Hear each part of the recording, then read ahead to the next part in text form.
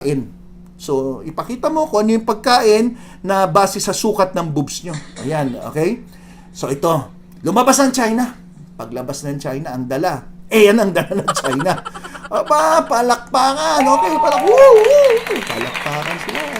Ang laki ng buko. Ganyan daw kalaki, sabi ng China. Aba, hindi nagpatalo yung Japan. Lumabas naman yung Japan. Ang dala niya, ito. Pakwan. Aba, palakpakan na naman, sigawan. Medyo kinakabahan yung Pinoy. Paano natin tatalunin to? Ang lalaki pala nito. Buko, tapos pakwan. Aba, lumabas yung Pinoy. Ang dala ng Pinoy. Teka, bakit siopaw? Sabi, siopaw. Nagbuwan na yung mga tao. Aba, nagalit yung Pinoy. Teka muna, bakit kayo nagbubo? Utong pa lang yan . Nipol pa lang pala yun.